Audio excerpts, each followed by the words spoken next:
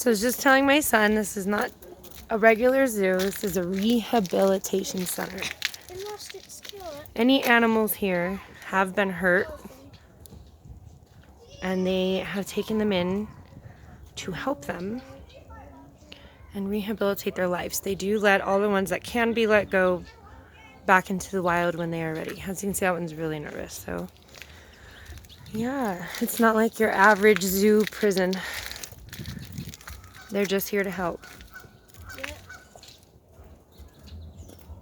Last time I was here 10 years ago, they had a 3-legged bear that they were helping. I think his leg, he got caught in a bear trap and his leg had to be amputated. But they kept him and they held on to him. I have no idea if he's still here. We'd have to go look. Yeah.